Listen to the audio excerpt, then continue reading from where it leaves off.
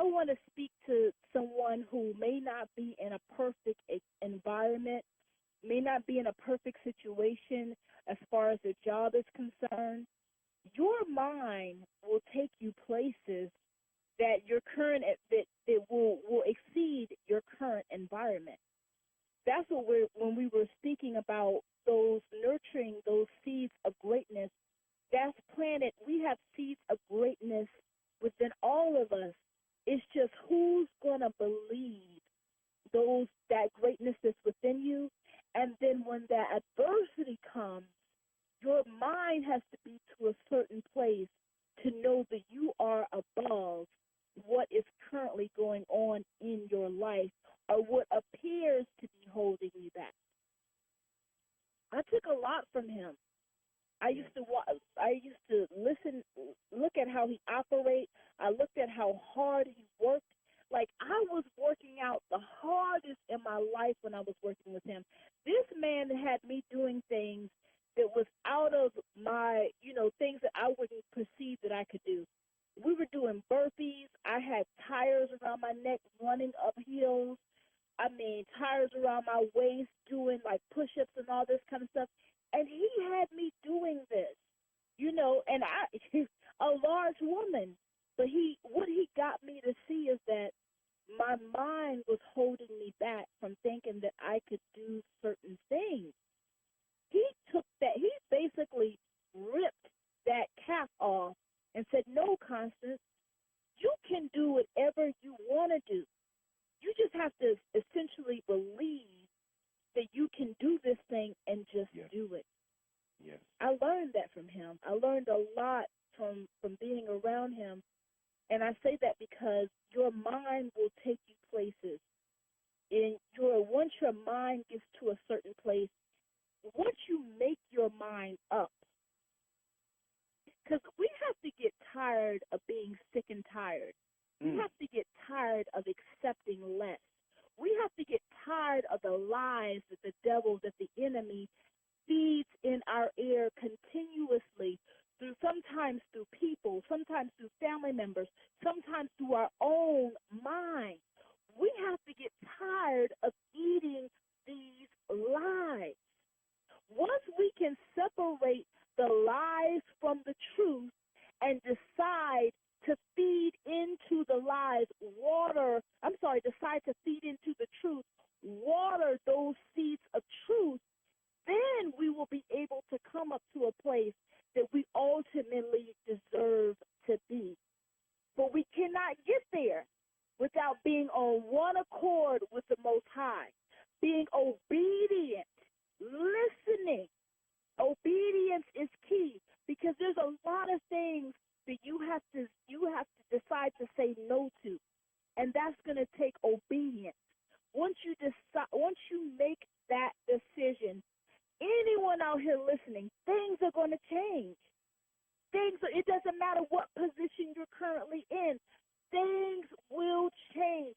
If you can conceive it in your mind, something that you want to achieve, whether it's going back to college, whether it's, having a house or whatever it may be.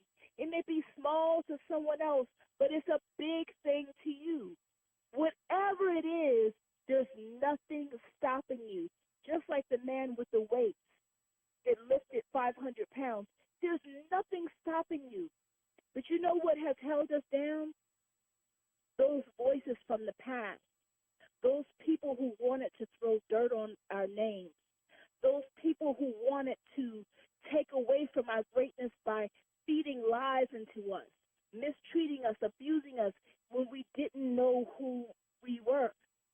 When you're able to get to yourself, it's a beautiful thing to have peace with yourself. When you are genuinely able to get with yourself and meditate and pray and develop the peace within your mind that you deserve to have, that's where that concept of true confidence, true love, true self-esteem will come in. And then you begin to see that these things that you once believed about yourself were lies from the enemy, so that he can keep you stagnant, so you will be held back, so you will never reach the level of greatness that you were called to reach on this earth. You didn't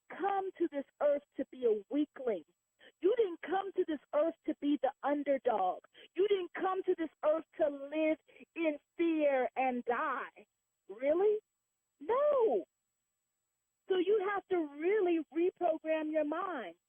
Figure out what the truth is for you, between you and the Most High, you and our Creator, and live with that.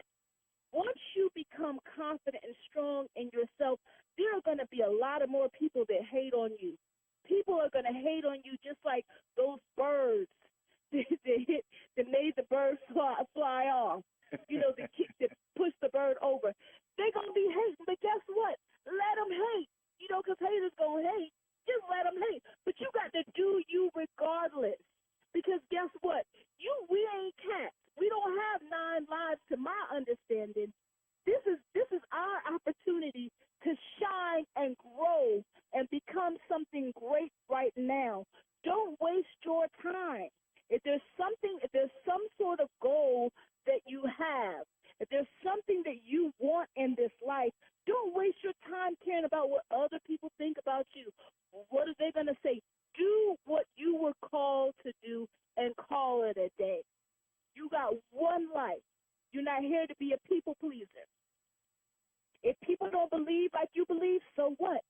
I ain't trying to control your mind, because you know what? You don't pay my bills.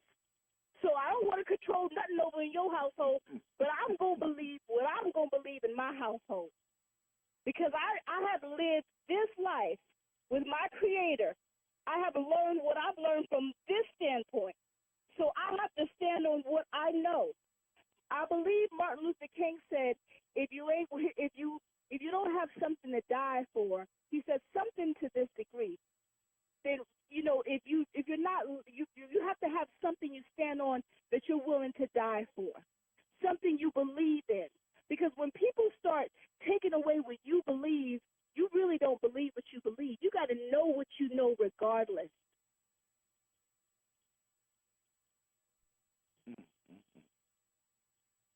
That one bit there, I could soundbite that forever. Everything you share is wonderful, but I can soundbite that forever. But I have to come back and listen to it over. I don't know if I cut you off or you're still, sometimes it's kind of blanked out. No, I see that you're still here. But you're right. Okay. You're right. Oh, man.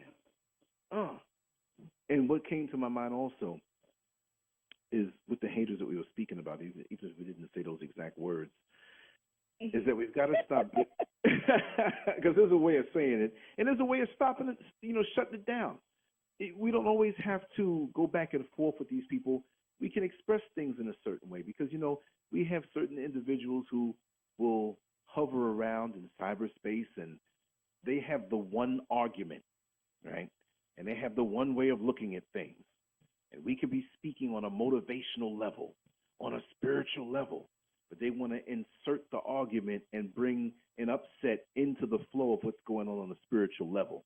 And when we say spirituality, it's like air, right? I don't know if there's any Muslim air or Christian air or atheist air, right? But we all have air. We have food. We have water. Now, we as human beings, we argue over the trivial things, but there's one Creator. But I know that whatever city I've traveled to, whatever place I've gone to, and I'm not going to say this to knock any one way that we believe is the way. This is an analogy as far as our growth is concerned when I say there are many ways to that destination. So don't take me like Oprah now, saying, well, there are many ways to get to God. Look, but in our development, we sometimes don't see what the way is. So we're coming from a different location. We're coming from a different positioning until we wake up and we understand what that way is. How many times have we gotten lost in a place that we knew a little bit, right? And then we get into the familiar part. We say, oh, I know where I am now. I'm not lost anymore, right? So something has to resonate within us. But like I said, we do have haters out here who they attack you not directly, where they say, you can't do this. I love those kind of haters because at least they reveal who they are, and I can talk to them directly. Then you have the other kind of haters that won't say you can't do this. They'll say, let me help you get well because you do seem to be a little down and out. And you're like, well, they're helping me, but they're saying that they're reinforcing something in you that may be a negative. Now, maybe you might be down and out, and that might be a friend to help you, but you've got to discern that. Then we have people who operate in 3 steps, 4 steps, 5 steps. We have people that see your light, and they make a point that I'm going to get in your life. I don't like you. I'm going to find myself close to you into the inner workings of your inner circle, and then I'm going to start laying my stink bombs on your subconscious mind to kill your spirit. And they will take 10 and 15 and 20 years like little evil demon terminators coming for you. And they will do nice things for you. They will give you money when you're down and out in your funds. They'll give you a place to lay your head when you come to visit them. They'll give you the nicest plate of food. They're there when you're down, and they love that because they come as a person who's nurturing, but they only come around when you're down because they're sucking from your energy. Yes, good people come around when you're down, but they're also there when you're up. They're always encouraging you.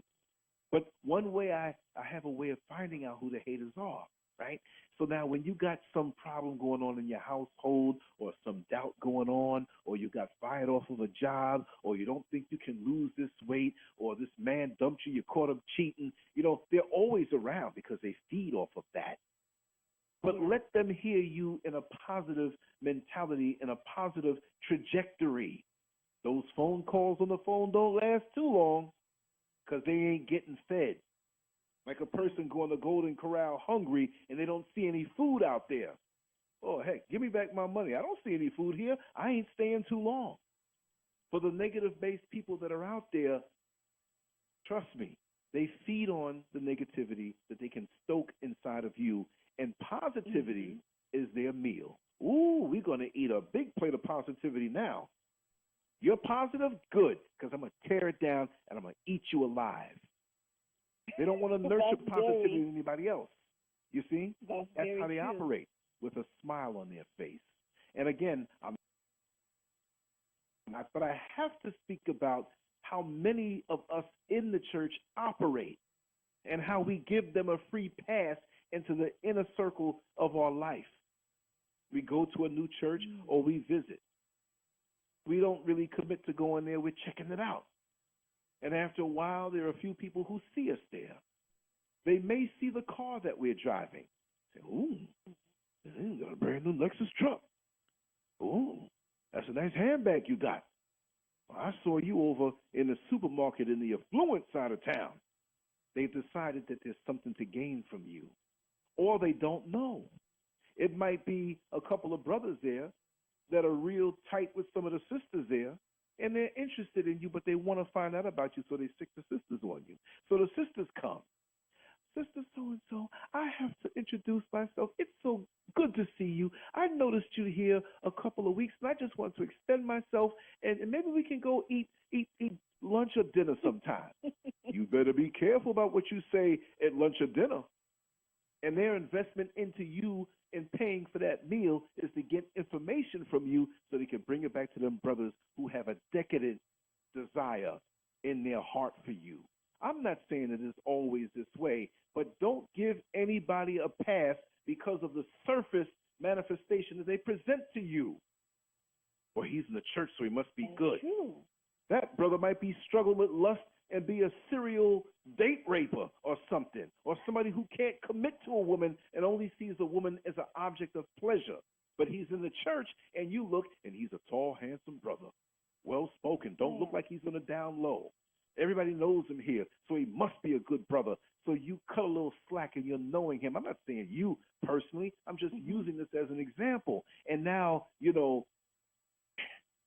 he gets between your ears with all of this good talk and positive manifestation that he uses for his benefit. And he finds himself between something else. And we dropped our guard. We have to be careful. The devil ain't going to come and say to you, hi, I'm the devil. I come here to wreck your life. No. Like I said before, most of the time, 99.999% of the time, we open the door for the devil after he rang the bell and we let him on in. because he deceives That us. is so true. Lance, I wholeheartedly agree with what you're saying, because there was a lady, I'm not sure if you heard about it, here in Charlotte. She met a guy in the church. She was a beautiful lady. She was a college professor here, and the guy, he killed her in her place. He killed her. She was well known here. She was very popular. I can't remember her name right now. And this person that she met, that she knew, that happened. Somebody that was going to church with her, going to her church. That's why I always tell women, be very careful, be very discerning. Men, too, be very careful, because it could be a woman or a man. Yes. That's what I was speaking to earlier, because like you were touching on the church, Lance, there are so many people that are lost inside of the church. Yes. There are so many people that come to church believing that they're going to find the Most High there. For me, I found the Lord when I got outside of church. That was built with a personal relationship. There's nothing wrong with church if you are in a place that's truly worshiping, that's truly about the Most High, instead of being about the money and getting your tithes and all that kind of stuff like that. So we have to be discerning, because a lot of people come with a disguise of, a false facade that they want you to believe. But you have to be watchful of everything people do. But you know what? Be watchful of what I've learned, and you can speak to more of this than me. I am listening to the things that people don't say. Because I find that that's where most of the answers are. Not in the things that they say, but the things that they don't, the things that they omit. That's where I find a lot of my truth from. Also, I'm cognizant of how people make me feel. Sometimes, I know we speak about being empaths, Lance, but sometimes I used to wonder, when I didn't know about certain spiritual gifts that I have, why am I feeling like this? When I'm in the presence of certain people, why do I have this inkling? And a lot of times it's a projection from that person. Mm-hmm. That person may be feeling that way, and you were just able to tap into those feelings. So women or men, if you ever get a funny inkling about someone, that's an indicator that something is off and you don't need to proceed with a friendship or a relationship. I stepped away from a lot of people. Some people might some decide to call me a loner to a certain degree, but I don't have a lot of people in my space, because I'm cognizant of more than just the facade.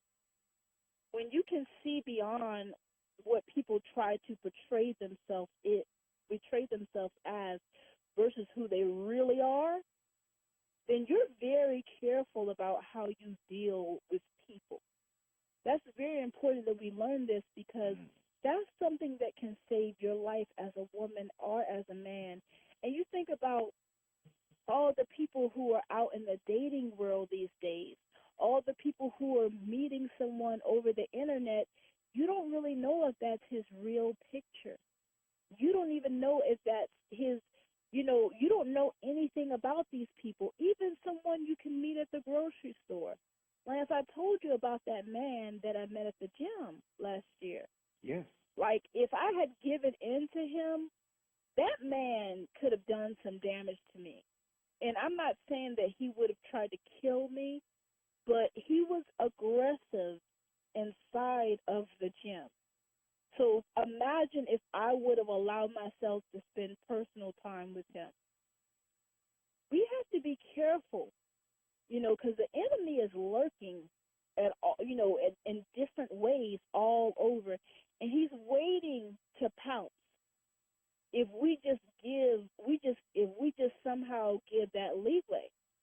but you must be diligent because all of our lives are precious. And while I wanted to speak back really quickly about the spirituality thing, if people have different belief systems, that's them. I'm on my own path. I am not in nobody else's household. I can't control what other people think. But I believe in not letting other people influence you is what I'm trying to say. You figure out who our Creator is on your own. Exactly. There's too many people on the internet and different places watching certain people, and they say, "Oh, there's no God." You know, they watch a YouTube video. Now they done lost all their hope in life. Now they became atheists. You know, now they're like, "Oh, there ain't no God. I'm just gonna become a drug dealer." You know, right, they right. don't. They. But so may I say this? I want to say really quick for those who may be atheists and you know they see their life flash ahead of them. They feel their mortality before a car accident happens.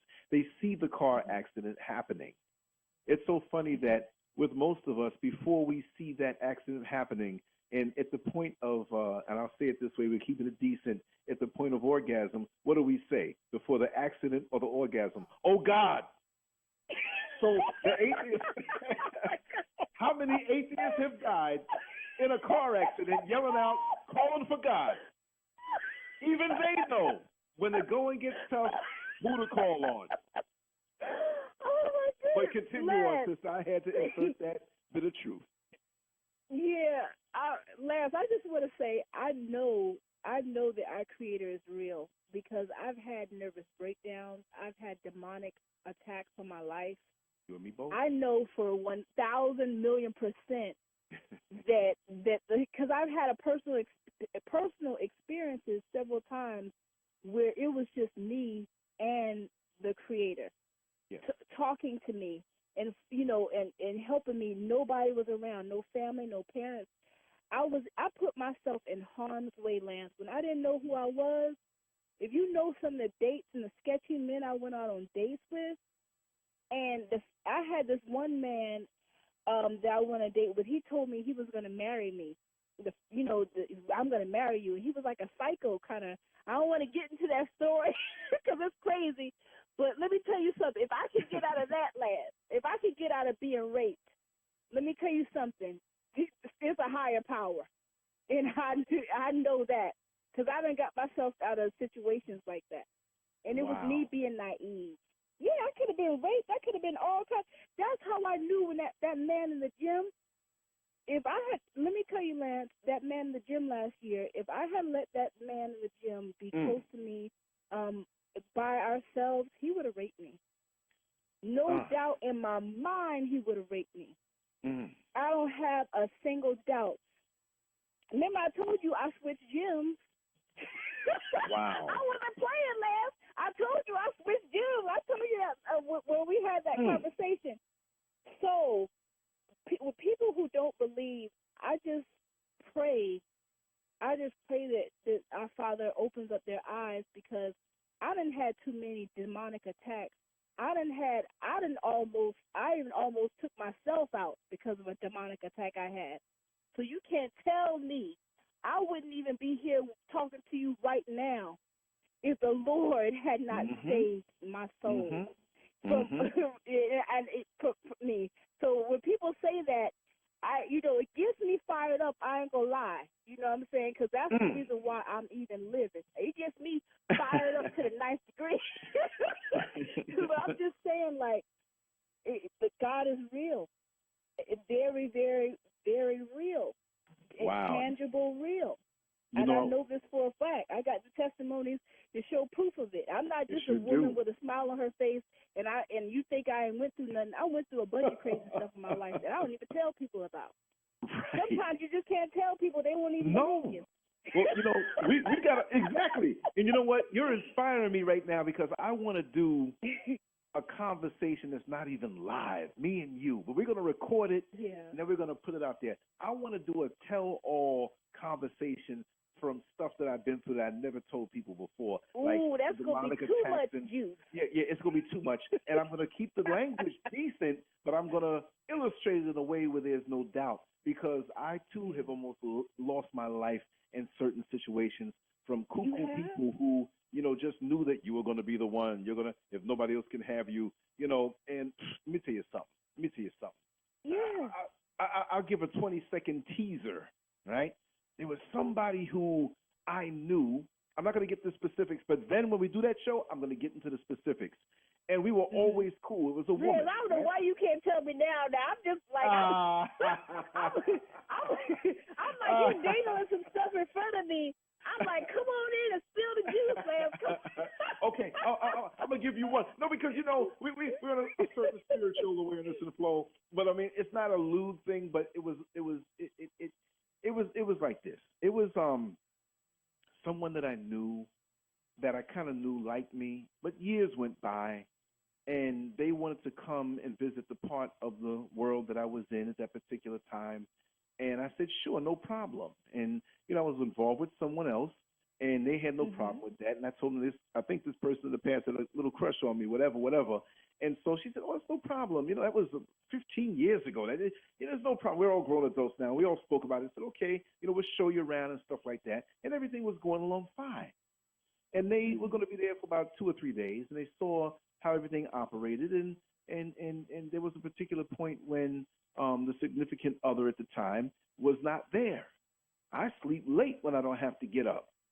So this other person was up late with me also because I drove her around, and she slept late also. So, the significant other, I won't say former wife or former girlfriend, I'll keep those things cloudy. You got to be there to hear it when we do it. But anyway, I'm fast asleep, and I feel a presence over me. And presence? Yeah, something was over me, quiet. I looked at her, naked as the day she was born, with a big butcher knife in her hand, holding it, trembling. It was only her and I in the whole house. And I looked up. I didn't react, because if I reacted and jumped on her, she might have started swinging that knife, and I might have caught some kind of slicing here and there. But I kept my eye on how she was standing.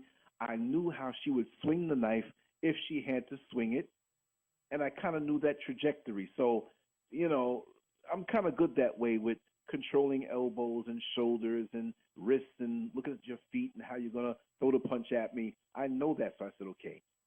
Quickly. I didn't even think it. So I stood there, and I portrayed myself to be very vulnerable so she can have a sense of power.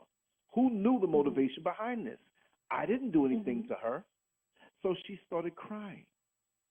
She was like, Lance, I was standing here for the last 30 minutes. Then I said to myself, dang, I need to sharpen my radar. That's a long time for you not to notice. I got to go back and get a tune-up on this discernment here. 30 minutes. You could have had me at McDonald's like chicken McNuggets. So I'm still looking at the knife, but I'm not looking at the knife. And she said, I just want to let you know that it was more than a crush I had on you. I love you, and I want you to know that I was going to kill you because I couldn't take seeing you with somebody else. Oh, my goodness. And it's still running across my mind to do so, to stab you, because after meeting you, I couldn't meet anybody like you. I compared them to you, and they always came up short. So in order to go and live a wonderful life, I have to kill you. But there's only one. No. Now check this out. This is where the New York City came in, right? But maybe I won't kill you if you make love to me. What? And I looked at her, and I was like, oh, God, how am I going to get out of this? I ain't trying to do that, but I ain't trying to die up here anyway or even catch a cut. Because with my luck, since my discernment was over the... Exactly. Yeah. My discernment evidently was beyond the warranty. I avoided it somehow because it's supposed to activate after a few seconds. 30 minutes. Now I'm wondering, can I get up fast enough? So I thought to myself, so here I am. I had to be slick. And I said, sweetheart, I was scared. If I had diapers on, they would be full. But I think I had no choice but to use the restroom the other way because that thing scared me, right? Because that doesn't look right. I thought to myself, how is the world going to see this if I'm cut up bloody somewhere? They're going to say we were involved. So I told her, I said, you know what? I'm glad you said that, sweetheart. Because actually, I was thinking the same thing too. But I didn't know how to break it to you. I think you and I can really make it. But I don't want to hurt anybody right now. So we have to keep this secret. But you're looking so good right now. And yes, we need to make love right now. But I'm not feeling too fresh right now. And I would like for us to take a shower together. Can we do that? Yes. Do you really want to make love to me? I hate to laugh. I'm sorry to laugh. I feel so bad. Oh, no, you can laugh. It's funny. Because I wasn't laughing when it was happening, but I knew that if I can get through this, I'm going to tell this to somebody and get a big laugh. I feel so bad. You can't laugh at tragic things, you know? No, but that's not right. no, look, we had to laugh because I was James Bond at this moment. I had to live. I heard the music. Doo-doo, doo-doo, doo-doo-doo. You better lie so you can live. That's right. That's the first thing I heard. So I told her, I said, listen, let's make it right. Grab a shower. Let's even leave here so we don't have to look over our shoulder. I'll come up with an excuse. We can spend several days together. And she's like, yes, this is what I wanted. I said, sweetheart, let me hold your hand. Give me your hand. And of course, that was the hand I was reaching up that had the knife in it. I didn't acknowledge the knife. So I got this Dumbo to put the knife down, right? So I said, listen, what I want you to do in the meantime is that I'm going to go secure the room, and I'm going to come back, okay? Then I'll take my shower, and we'll go. We'll have some lunch. We'll have a nice time of it. We'll speak about our feelings because I want the first time to be very special between you and I because I, like you, wanted this for a very long time. She dropped to her knees. Now listeners, get your mind out the gutter. She didn't do nothing. She just dropped to her knees, and she was crying hysterically. And to cement the deal, even though I was almost naked, I had my T-shirt on, but I picked her up and I held her close to me. Oh. And while my hand was wrapped around her, the knife. No, the knife was on the bed. We forgot about the knife. And when I got out the bed, I threw the covers over it and knocked the covers on the other side of the room. So we were good with the knife. And I was way bigger and stronger than her. So what I did was I licked my finger while I held her. I reached my hand around her head and licked my finger with some saliva and put it under my eyes. And then I pulled back like I was crying and said, sweetheart, this is an emotional moment for me, and I don't want you to see the tears in my eyes. It was fit. Anyway, we don't want the interruption. Let me take this shower. Go and secure the room. I could have called and secured the room, right? But, she wasn't thinking. So I went and got the room and left this nutcase in my place of residence, which was going to be empty anyway. I knew some buddies of mine that were cops, okay? So I told them what was up, but don't follow me, okay? And they stood by, and I had the personal phone number, had my phone, went in. She was dressed up. I said, listen, I'll take a shower when I get there. My thing was to get her out of the house, get her out of there. We hopped in the car, and we drove away, and we sat down and ate. She didn't know that part of the world that we lived in, so I made sure that where we ate was far away. And I had her take all of her things because I said from there, I'll take you to the airport and, we'll establish what we're establishing, but we have to cement this deal in really good. So she got everything together, got herself in her clothes, drove to get something to eat, and I know she had money, but I left some money under one of the napkins, and I got her to go to the bathroom and never came back. Wow. Never came back. I called the restaurant and said, listen, my friend, there's some money left there for her. She didn't really know the address of where I lived. I never gave it to her. She came there, but she never knew. A knife over me and I'm sleeping, that's worse than psycho. At least you're standing up in the shower. You know what I mean? You're slippery and sliding. I'm in the bed I a don't night. have any story. I don't have nothing to compare to that. Oh no, but I mean on a spiritual level you probably do, but I'm just saying like it's real. This is why people say, Lance, you're paranoid. I say, listen, live through my life and understand why I am the way I am. I make sure all my doors are locked. I listen for sounds. I sleep deep. But when I get up out of my sleep, if something tries to come inside here, I'm running after it. Trust me. I'm a regular guy out in the street. I'm Clark Kent. But on my premises, I will come at you if you move the wrong way. So I'm not, of course, guests come or whatever, I'm cool with that. But these type of situations where you judge on appearance and say, oh, there's no problem, come on over, whatever. You're not getting me that way. Because I was almost I feel sorry for the people who are inviting people over their house that don't know, like people off the internet, and they just say, oh, yeah, just come on my house, let's chill. No, your life is at stake. That's right. You mean you're going to sleep or leave the house and they're going through your stuff or whatever have you? That's crazy. You know what I mean? So if you are a nut and you trick me and we get to trust you, trust me. We got cameras all over the house. And you know what? Look, we're taking chicks up in here. I'll keep you up all night, and I'll get my sleep, and then Mr. Skurs will be up early to watch you, so you'll always be in watch. Trust me. Man, that's how you're supposed to do it. I think it's good to be paranoid.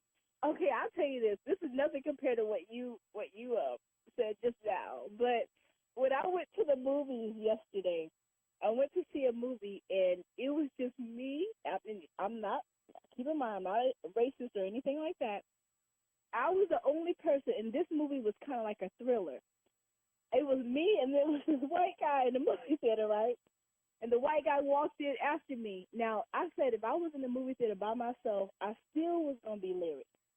But when the guy walked in after me, he walked into the other side, so I had to look up and see what side he was sitting on. And the whole time I was in the movie theater, I sit kind of like on the side of my chair where I could kind of see it back of my Right. I was in the movie theater. I said, if this guy walk up on me, I know that's paranoid talk, Lance, but I have been through a lot of situations as well. I think it's great to be paranoid to a certain degree. You don't just walk, even if I look around me. You have to look around. People are crazy these days. I think you have to be thinking ahead. I know that might be crazy, like, oh, Constance, you're in the movie theater, but no, Lance, like, I have to look around myself and see where I'm at and see who's around me. You can't just be walking. I don't care if you're at Walmart. I don't care where you at. People are crazy these days. So everywhere you go, you need to be cautious. You need to be leery when you open your door. And I'm not trying to scare people. I'm just saying that some people walk around life like nothing can happen to them. Exactly. But when you go through enough things in life, you realize that anything can happen at any given time. That's why I'm always praying. I pray when I get my truck. I pray when I go to work. I'm always in my head praying, and when I see other stuff that's going on the street, I'll be praying for those people too. I pray for people who get pulled over in their cars. There's nothing wrong with this thinking about what could possibly happen.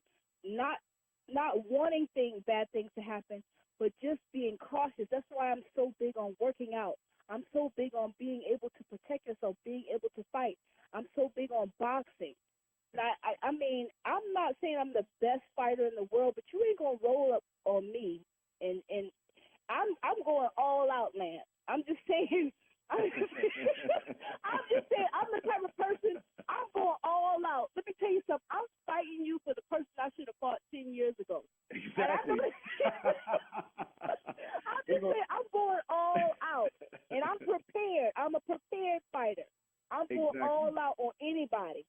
I'm not just, don't think I'm no defenseless woman who's walking around and just soft-spoken, because I am a soft-spoken person. But that switch can turn. Just as sweet as I am, I have prepared. We have to be prepared. I have prepared myself with fighting, with boxing. You have to be prepared. You can't be walking around like you're defenseless in this world that we live in. I'm sorry, you can't do that. That's right. That's right. See, this is the thing. I believe in praying, but I also believe in praying. It all depends how you spell it. I believe in Praying, and I believe in Preying, because after I'm finished praying with the A and you come at me, I'm praying, meaning you're going to become the prey if you come after me. You see, I got that crazy chip that has been developed from years of experience in different situations in life, witnessing them and experiencing them. I could be at a most quiet dinner party, something jump off, I'm swinging. You could be talking to me with the nicest demeanor or whatever, just, oh, how are you? And I see you trying to punch me in the face, my elbow's going to hit your face before anything else. So people know that about me. I'm not the toughest. I can take a butt whipping. I've been beat by 11 cops at one time in my life. Wow. Right? So I know what it's like to take a butt whipping for no reason at all, except I was driving to the wrong neighborhood. I did a video on that. I'll drop it in the link of this below when I'm done. I didn't know that, Lance. Yes. Oh, yeah. Wow. Oh, yeah. So I went through it mentally after that, and the experience of it all, and I went into detail when I explained it. What was the guy's name who I keep forgetting? He got choked out in New York City, I believe in Staten Island. Eric Garner. Oh. And I was speaking of that story, and then it made me finally tell what I went through. I was completely innocent of anything. Yeah, but that's in Jamaica, Queens. Okay, did you hear that? No. Okay, because I'm doing something on the computer, and it's going to the same headphones as we speak. You didn't hear that loud noise, did you? No. Okay, good. That told me something, because I always thought that it did. But, yeah, I'm going to drop that link. I'll find it, and I'll drop it in the chat room here, and I'll find it also for those who listen to this afterward. It's a long story that has to be told correctly. But it really altered my psyche. I didn't walk around, I hate all cops. Because I came down to Florida and became a corrections officer, right? And I passed all the psychological things like that. But it gave me a time in jail and told that I beat the female little petite white officer, right? But all of it was reduced to a misdemeanor. What was it? A disorderly conduct. They say if you take this and after a year there's no problem, it goes away. And even that was a game. Because I've never been in trouble since, and I didn't do that. I didn't do anything, Yeah. Brand new car in a rough neighborhood. I was just going there to pick up some things for a friend's mother who wanted to get some things to cook for the husband when they woke up because we were hanging out. I said, come on, we'll drive and we'll go get it.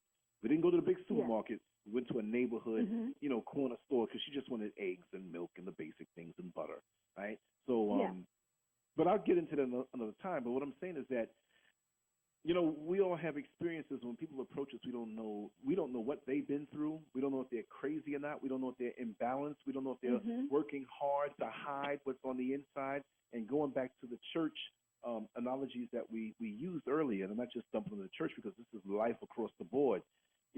Church is a very easy place for us to go and reinvent ourselves. That even if we reveal what we were into to a certain point, it makes us look better how decadent it was. And what I mean by this, you can have a guy who, goes up in there, he's cleaned up or looks cleaned up, and he can say in his testimony, and the whole church is listening, and there was a time when I was out there in them streets, and, people getting in the spirit now. Yeah, you out there, and I was smoking crack, and I was breaking into people's homes, and I was stealing things from girlfriends, and I was carjacking. Yes, I was carjacking. I did prison terms and locked up all the time. The cops knew me. They knew I was about to do something. Everybody I stole from, I didn't care about. Look, and it makes you look good because now you're presenting yourself as that person who's cleaned up.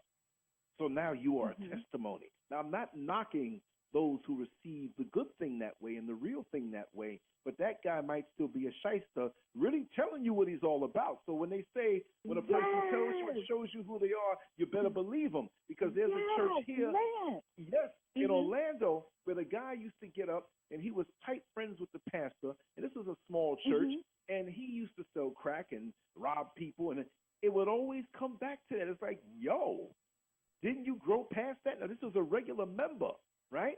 And he would always talk about his days as this tough guy. Yeah, I would fight, and I would always knock the guy out, and I carried my guns and so on. So we don't come here every week to hear you talk about that decadence. We can see it out in the street. So are you so connected to that? So you're telling us really what you are all about, as opposed to saying it one time and showing us different. Where, if anything, we'll come back and say, could you tell the story about when you were in the street? But if that's all you're talking about, you're telling me that your mind is still there. That's what you're about. Exactly. And Lance, a lot of times preachers speak on what they're about, what they actually are doing. They tell you. Yes, that's why I was saying earlier, I know we can be inspired by people, but don't worship anybody. Don't make anyone an idol. Because sometimes people get things in their head where this person is my idol. I look up to this person. I just want to be just like this person. What I omitted from the previous conversation about the person that I knew that was in the church, that person went out and became a pimp. They went from the church because of all the things they saw there and all the fake facades and the people not really living, and they went all the way to pimping women. Well, see, what's the difference? Now we have righteous individuals who may hold those positions in the church of a pastor. So for people who are going to listen to this afterward, my pastor's a good man. So, well, maybe he is. But we're talking about people who, look, we all have gifts, and we're going back to the whole thing about seeds. The seeds, we can plant it in bad soil, right? Doesn't mean it's going to grow properly, but we're given certain gifts that we, as the weaker vessels, choose to use in a different way. You have that pastor that's charismatic, who knows how to speak, who knows that there's an admiration coming his way, but he and all the women in the church want him, even though he married. He knows this for the ones who are walking on a decadent level. What's the difference with those same abilities that he has, right? That he can switch it over now. And they know how to manipulate human nature. And you know what? We all, as human beings, know how to manipulate for our purpose. I'm not saying it's always bad. Little girl comes home and she's hungry, and the mama didn't cook the favorite meal, and she's going around pouting. Mommy, I was looking forward to eating those blueberry pancakes, but I still love you. And walks away. Now the mama's all messed up in the head. Little girl bring home a report card full of A's. Oh, she brought the report card full of A's, and I didn't cook her favorite thing. And then she goes and cooks it for her and didn't look at the report card to see that was the last semester's report card she'd been playing. Because the one that got the C's and the ones that's bleeding with red marks on it, she never showed it to her. I don't know how it's done these days, but it's like that. So they have that ability. Now, look, anytime you have that kind of admiration from people, there are some people who only know to show appreciation, and the currency that's used in that appreciation is all things sexual. So you may have women who admire you that way, but the only way they've been appreciated in their lives is from that arena, so they bring you their currency to show you appreciation. And when you're in that position, it's up to you as a righteous man to not make her feel bad, but redirect that desire to show appreciation and build her up and show her something different. Most men, they look at the adornment. How many men are really doing that, Lance? There you go. You know how many women are being taken advantage of in the church? Yes. Are just period. I mean, and I've seen, I know you've done a lot of topics on the church, and I in no way want to speak down upon the church because I've had my own bad church experiences too. Not to put down the church, because there are good church people out there. There are good churches out there and pastors who really genuinely and big up to the good Lord. churches and to the good people. Yes. Big up to them. But I've been in a situation, Lance, where the pastor husband was flirting with me. And I was so uncomfortable, Lance, because to the point where I wouldn't even come around him. And she knew that her husband was flirting with different women. One day he walked up to me and whispered in my ear, "We're in church service. You're looking good today." What? Like, you know how violated I felt? Like, I used to be the type of person, I wouldn't even look married men in the eye. Right, right. That was just me. I had a big thing about it because my father cheated on my mom inside their marriage and had two children. So I had a big deal against married men. Like, I just didn't want to have any. I used to be like the plague. Like, I don't want anything to do with a married man. And now, I can be cordial. I have to say, I can be cordial. I have to say and commend you, and I have to tell a story that lends testimony to what you're saying about your character, because it's the absolute truth. Me on social media, in my weird working hours, I come home really late. So my afternoon is actually in the wee hours. And we know in the wee hours, that's where most of these calls kind of happen. And when we first connected, you made sure, like, listen, Lance, you tell me that you can call, but I want to show your wife respect. I want to show Mrs. Scurv respect, and I'm going to keep it where, we'll talk in the decent hours. And I said, well, I respect that, but understand that it's different with this situation. And I believe at one point maybe she got on the phone with you or something just to confirm that. And I said, then now if I'm up, you can call if you happen to be able. We do a lot of our shows late in the wee hours. But not many people have it that way. They'll say it one way, but they really have a different motivation. But yes, you always operate that way with me. You always operate with those who we know mutually. And you are a decent young lady and a catch for anyone who you're destined to have that righteous collision course that God has for you. See, so thank you, man. I have to call you out on your righteousness. We call people out lots of times on the things that they do on a decadent level, but I have to commend you on how you operate.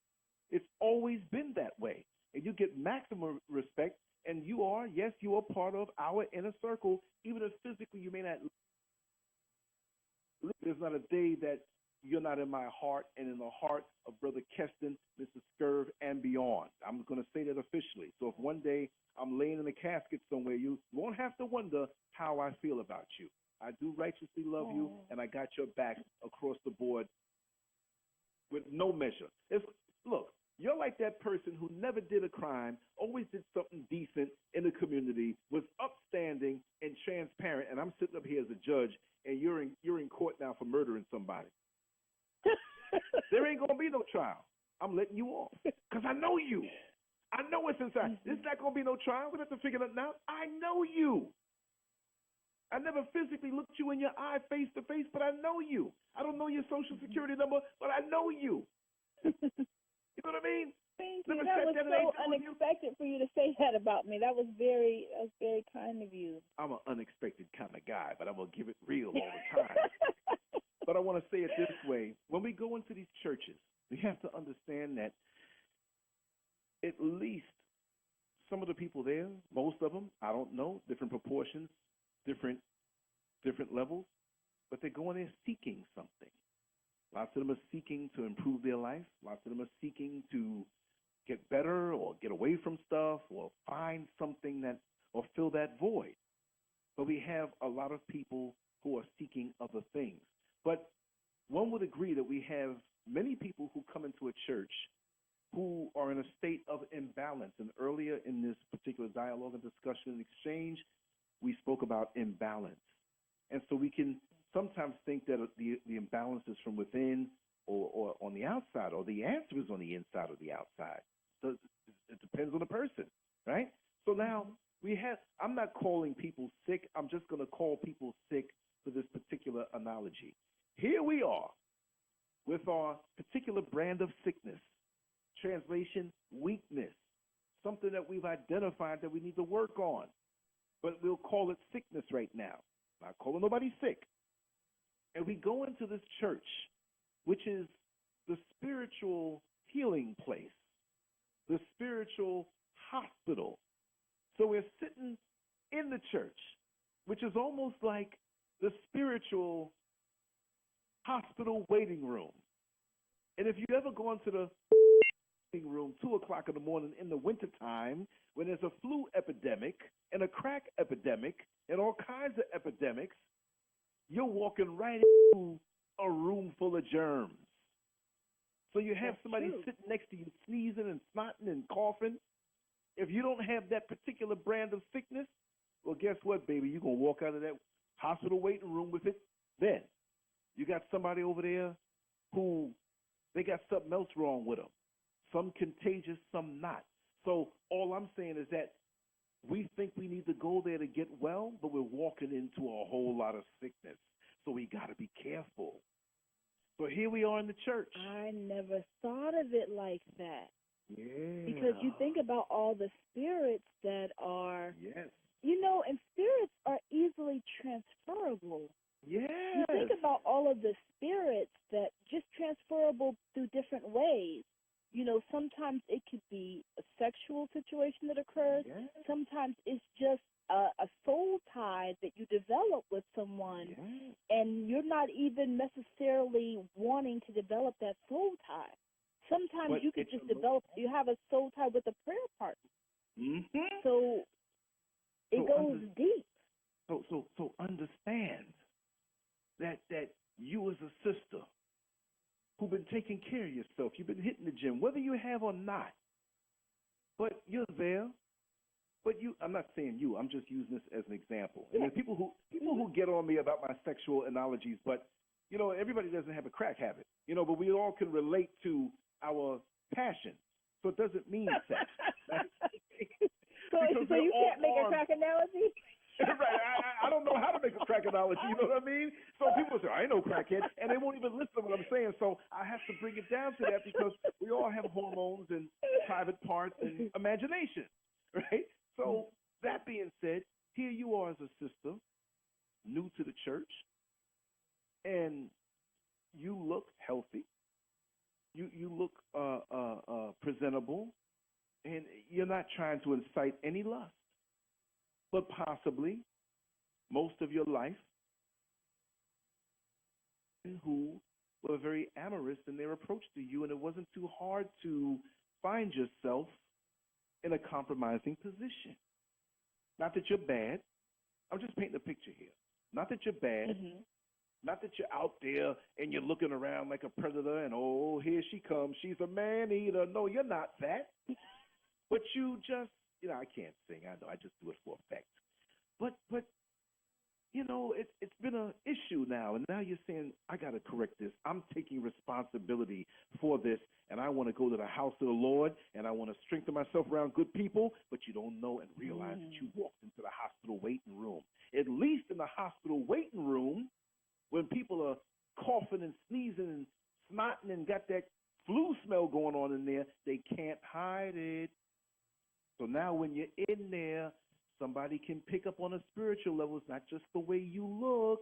You look good, but there's something about your eyes and your gaze.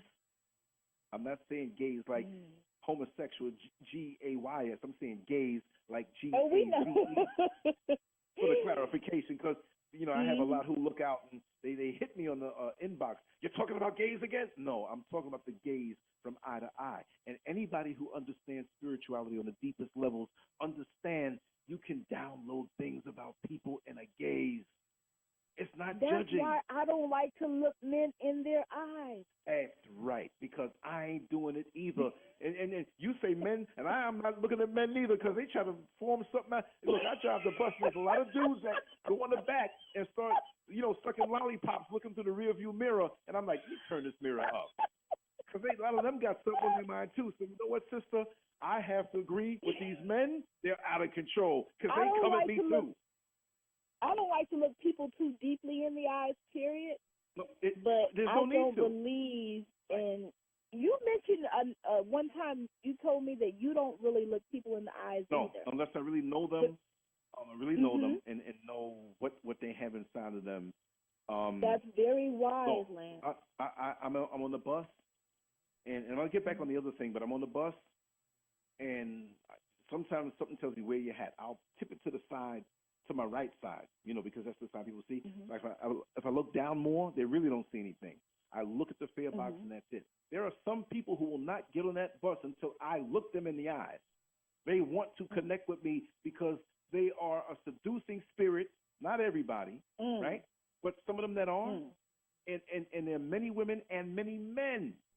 There's a dude who gets so ticked off that a gay dude that I know he's gay, and he's trying his best to dance in front of me. Now, I'm not scared that, oh, well, you're resisting. You might be. No, I'm not, but I don't want the bother of having to deal with you with all this foolishness you're trying to put on me. And there's gay dudes I know that we cool, that I give them hugs like, yo, man, what's up? How you doing? Whatever.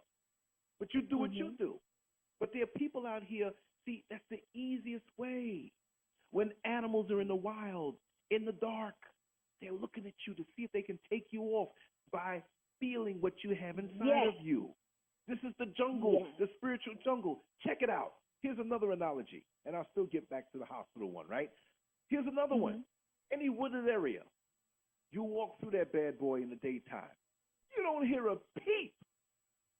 I bet you there's thousands of creatures watching your every move. You go near that wooded area at night, it sounds like somebody has a subwoofer and a loud sound system.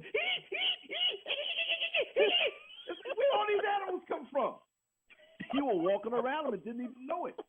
Except that now when we're in the outside world and people want to present themselves a certain way, we don't hear a peep out of them screaming demons. But when they really get you where they want you, here come the demons out. See? So I know, and I have been a victim of those scenarios. Of course, in my life walk, it's been women. So I can tell you about that. I'm not demonizing women. All I'm saying is that I'm a straight black man, so I've had experiences with women. Now, a straight woman would have experiences with men, and the other stuff, they can take care of that. All I'm saying is that I have hands-on experience, and I know what can happen, whether you wake up and find somebody with a knife over you, or you find out that somebody moved across the country secretly to stalk you and you didn't know it. You name it, I've been through it. That's why I'm as crazy as I am. But we don't know what we're looking at, and that's how they assess you. You have the intention of biting you, and you may feel a little fear in your heart, but when you arrest that fear and say to yourself, fear, be gone. Dog, yes. You can take me and you can bite me with your little dog teeth, but I'm going to break your neck. And you don't say it because you can't talk doggy language, but he understands the power of that gaze and the spirit that you have on the inside. And men out here, they know when you are easy to get to. They will always try. Every mosquito tries to get through the net, but after a while, they're going to change and go to another net that has holes in it so they can get in and bite you up. So you're in the church now, and now we have a brother who's there who has the same issue. So now he's coming to you in the garb and the talk and the lingo of the Lord, and he's going to say everything right, and he's going to be trustworthy. He might even drop you home and your car didn't start and everybody left and you left out. I'm just making this up. You left out the church. If you leave out the church, you're the last one. It ain't a real black church, number one, because you always got those ladies in the parking lot talking 2 hours after the service, right? Did you see what this one had on? And brother so-and-so this and that.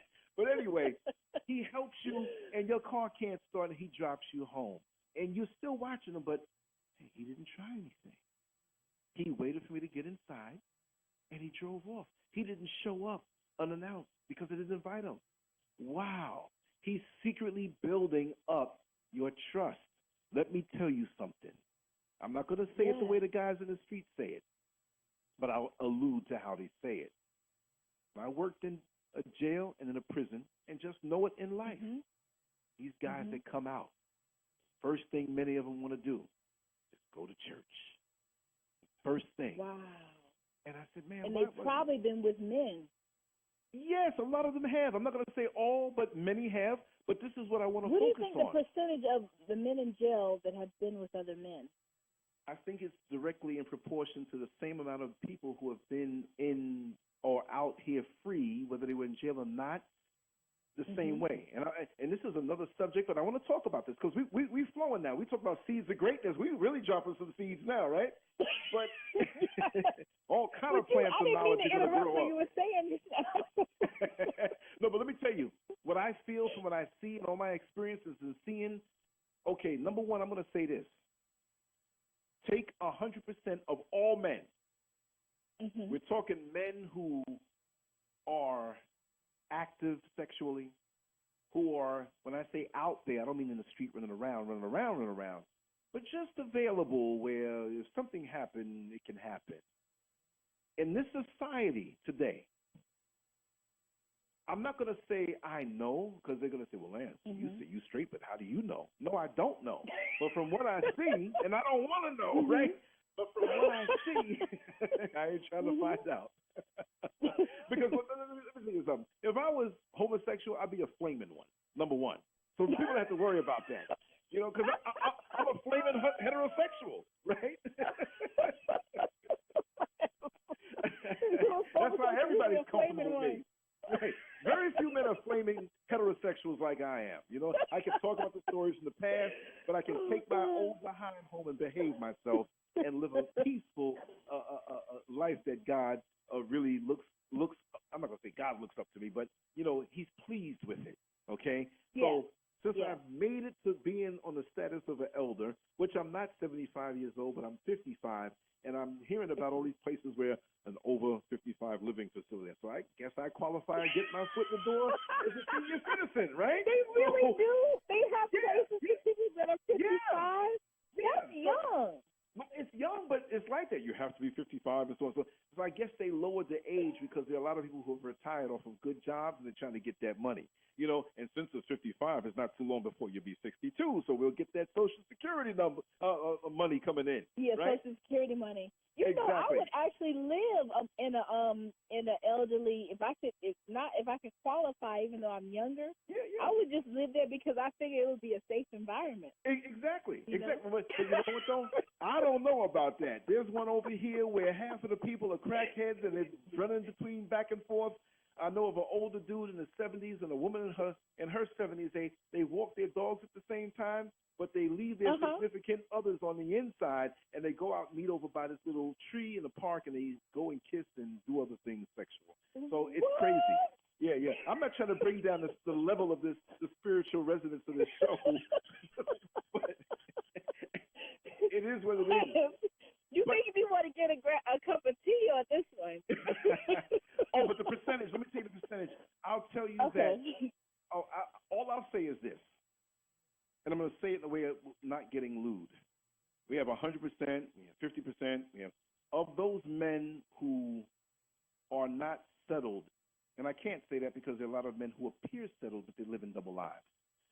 Yeah. Let's just say 100% of all men. Out of 100% of all men, over 50%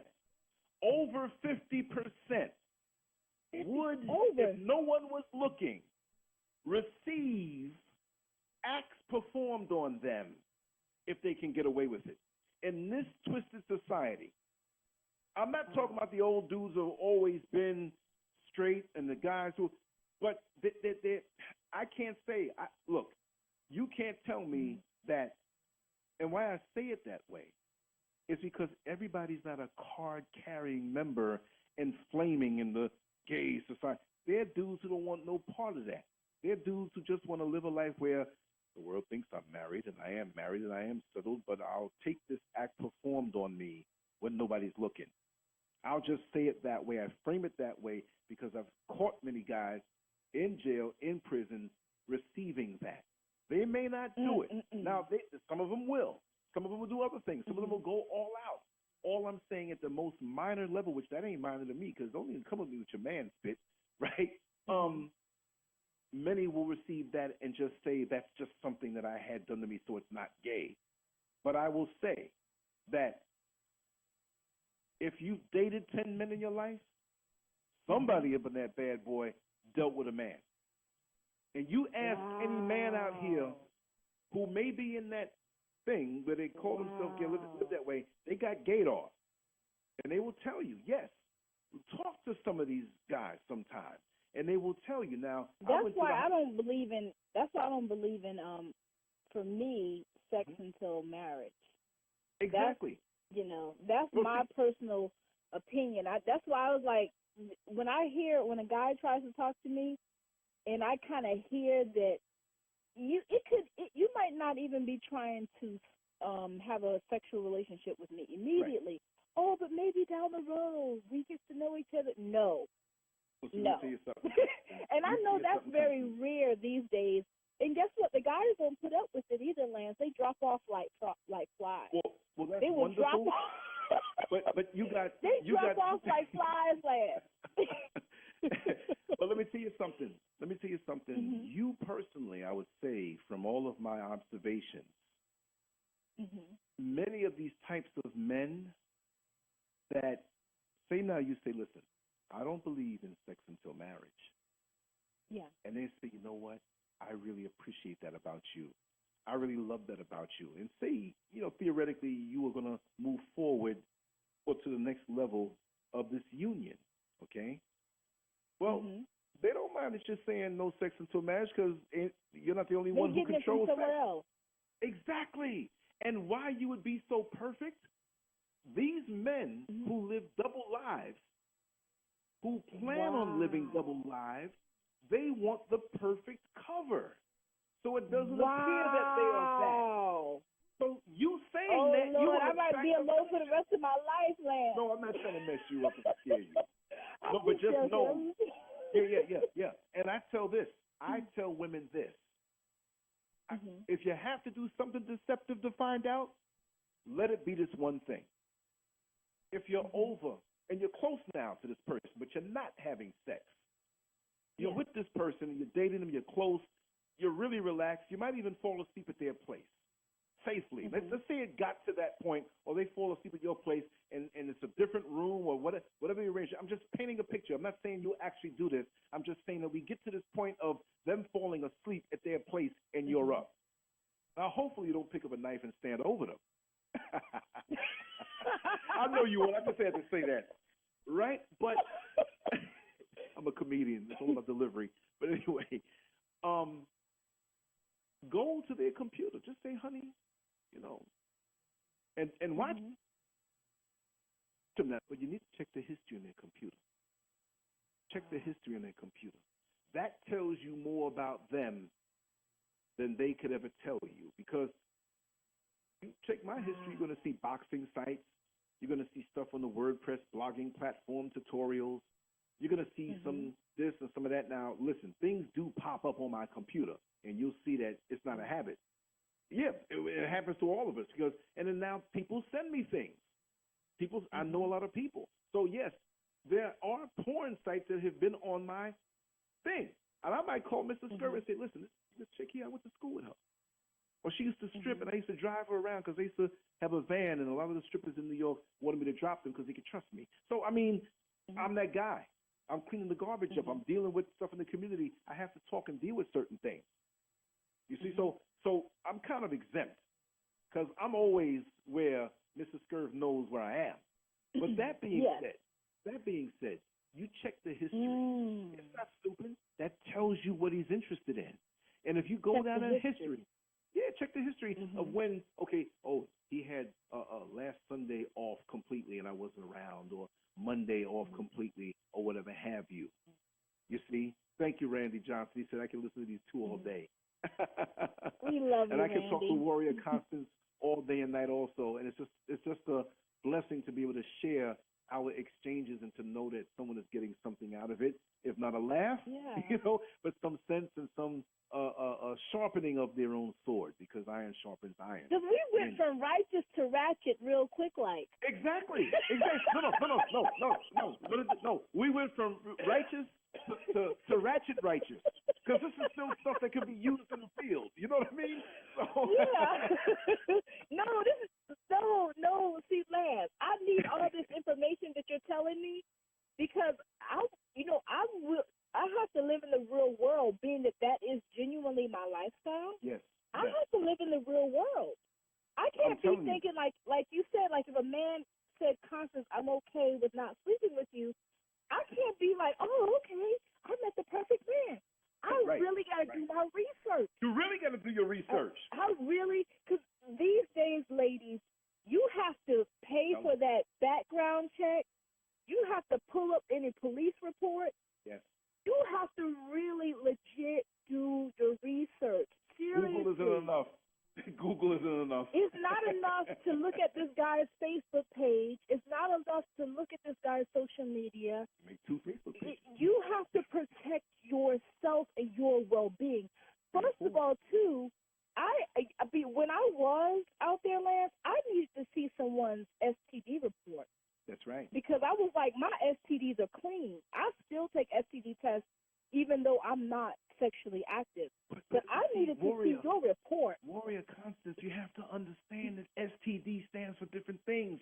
And while you can check for sexually transmitted diseases, they may be embarking in or indulging in behavior that will bring you sexually transmitted demons.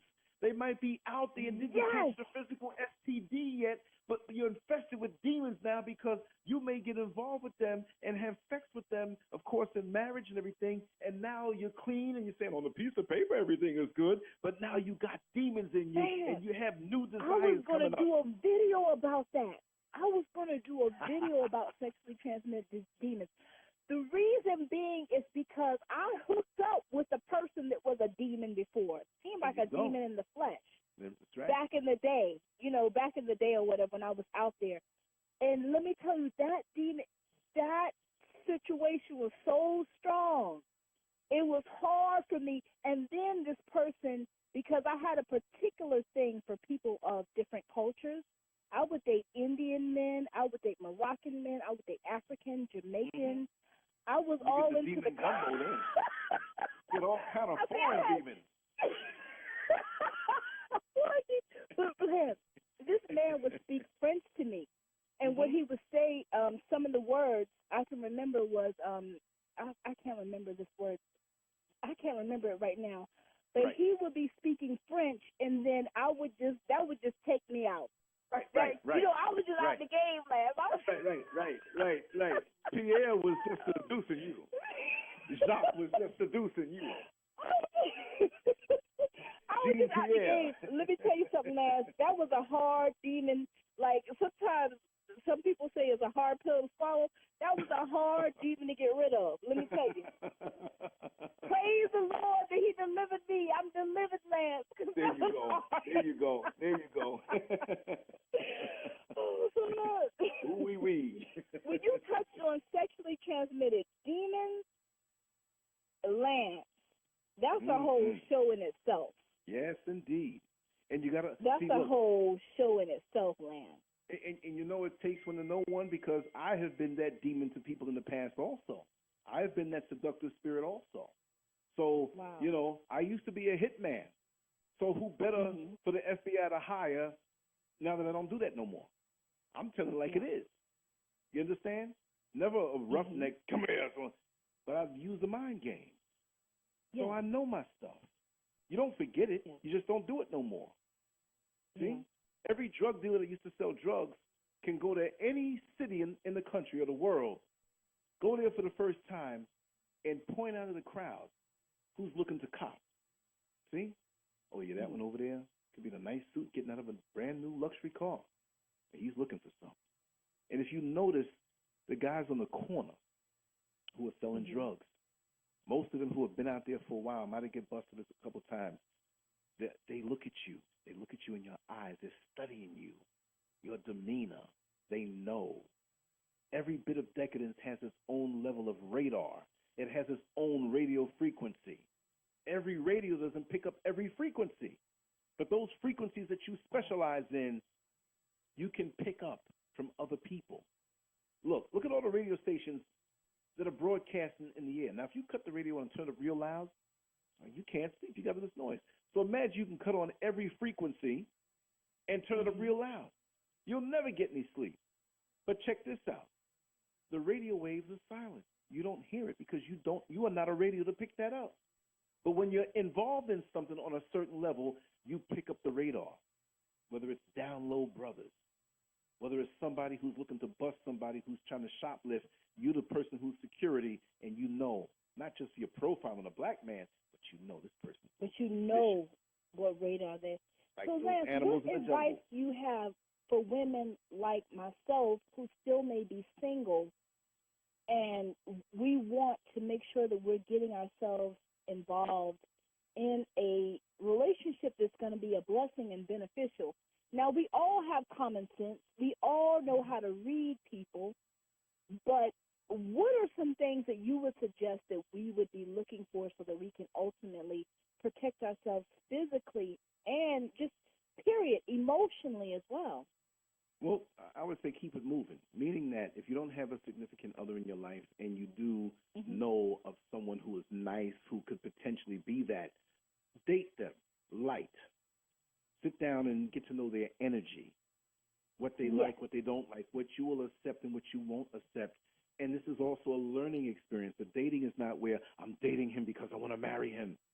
In the back of your mind, that is the ultimate, what you want to do. Yes, there are damaged people out here who say, I don't believe in marriage and so on. So you're fighting against something that is so natural. We're made for each other. But there's so much deception going on, you have to be shrewd because just like that paycheck, it's only a certain amount, and you have to budget it. So you can't waste your emotional energy, your mental, your physical energy on somebody who's not worth it. See? So date them. Take your time with them. Let them know possibly that you're dating other people. You know, look, when they put out for the job, they don't say, well, you sound like a nice person, so we're only going to interview you. No. You want the best candidate. And it's not like you're picking, I believe it's destiny also that will reveal itself in the dating. You get to know the person, but it's not dating as it is today where, hey, Ma, how you doing? Let me see what you're working with. You know, don't even know your last name, but they know what your body looks like. That's crazy. See? So what you want to do, take your time, date, get to know people out there, take your time, and keep control of yourself. We're only human. Don't be manipulated. And trust your gut. When you feel there's some area of Thank deception, you for saying that. Trust your gut. Your gut never lies to you. Never. Only your mouth does when you want extra ice cream, right? On a physical level. But on a spiritual level. Yes. Lance, thank you so much, because that's exactly what I feel, and that's why I avoided a lot of men that I avoided. And they might be thinking like, well, why is she avoiding me? I'm attractive. I got this good job, blah, blah, blah. No, something in me is telling me don't go there. Like, he's a cheater. He's a liar. Right. And as things get closer, to different levels to it. You know, you have dating, you have courting, you have engagement, you have this. It's a process. And you have to see how this man views himself, how he presents himself. Because if he's condescending and thinks he's God's gift to the world, because we have to admit that there are women out here who are desperate for a man. And I say desperate. Some are. In the beauty parlor, every woman is a strong woman. Oh, I would never go for that. I'm a strong woman. And they step outside to take that phone call from the married man, and then they say, away from your ears, yeah, baby, I'm going to leave the door cracked. Just come on in, 2 o'clock in the morning. Just come on in, do what you got to do, and we'll sneak and see each other. Yeah, I'll never tolerate that when they get back inside. But look how many fights there are that we see. How many breakups and how many things being revealed of what's going on in the darkness. Come on now. So, you know, we talk the talk, but what really is?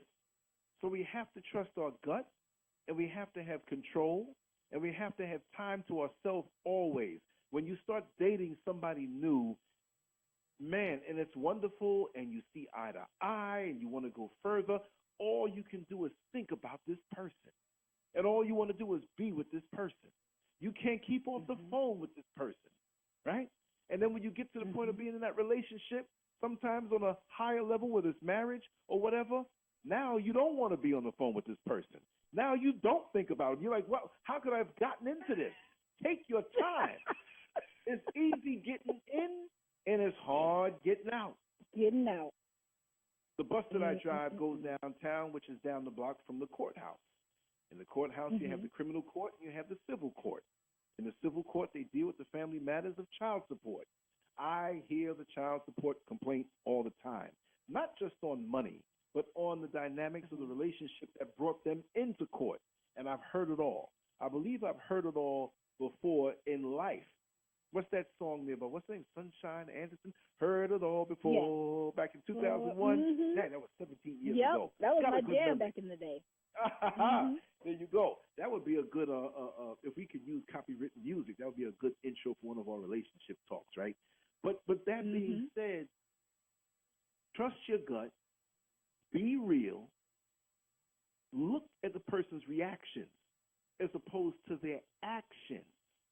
Actions are rehearsed and planned and executed to cause you to believe the facade of what they're putting up. Reactions are spontaneous and unplanned. If you are truly a child of the Lord and trying to live a clean life, and I walk up to a person and punch them in the face, they'll say, "Oh, why'd you hit me in the face, man?" Now, if they're out there in the world, not to say that they use profanity, but if profanity is the first thing that comes out, you know what they've been hiding. Man, how the F you, man? I'm going to F you up, F so-and-so, blah, blah, blah, blah. Wait a second. You're the person. I've seen some pastors talk like that before. Right. Now, we have the cussing pastor. I don't know if you heard of him before. Yeah. And that's entertainment right there. You know what I mean? I'm not knocking him. I like him. I'd like to interview him one day. But all I'm saying is that, you know, we have people in the hood who curse, but they have a good heart. You know, I mean, they may say some curses, but they're ride or die for you. And we have some people who are so pristine and proper, they do everything so proper, and they'll try their best to steal your man at the first opportunity. You see what I mean? Yes. So we can't just go on the curses. But we have to understand that reactions tell the best.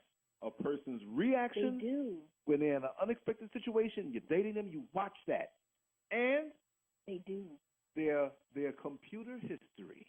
Because if you see a whole bunch of gay porn sites, a whole bunch of gay porn fetish sites, you ain't click on that bad boy by mistake. You've been going on that bad boy. And if it was by mistake, or if it, you know, why didn't you watch this stuff when I was around? Not that you want to see that, but I'm just saying, if they were transparent, they would be themselves. No secret lies. So a person who's transparent, and like you don't go to clubs and stuff, but I always frame it this way when I say it verbally. If you go to the club and a dude walks up to you, girl, you looking good. You know, I'd like to do blankety blankety blank to you. And most of them say, oh my God, you're nasty. You're lewd. How can you disrespect me? Don't say that. Just tell them, no, you're not interested. You don't have to go on with any more than that because, in essence, he's somewhat your friend because he told you what was on his mind. How many men come around in your life and you realize after years and years of commitment, spending money, giving them your heart, time, and attention, that all they wanted was one thing. But they talk love to get the sex. See? And many women, I hate that's what I realized. That's what I love about spending time to myself. Yes. I'm learning myself. I'm loving myself. So when someone else comes into my space, like, you know, when someone else has the opportunity, I'm not gonna be like, this person has to be great because I'm peaceful by myself. So I don't need nobody to come in my life and add any agitation.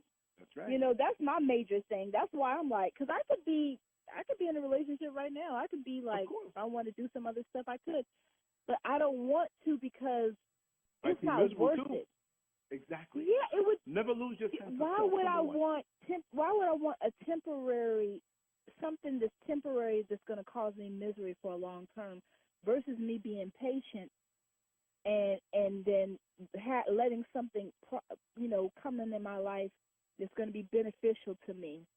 I don't want any sort of temporary thing, or I don't want anybody to. And I just want somebody who's comfortable with themselves. Like you said, I'm comfortable. I'm very comfortable with myself. So I just want somebody that's on that level. Like, this is me. I don't have anything to hide. Blah, blah, blah, blah, blah. Exactly. I just think a lot of people are hiding things these days. So it makes it difficult. See, we don't want to put ourselves out like that person at the car dealership, the used car dealership that sells lemons. And they dress up the car 5 minutes. Call me before you come over.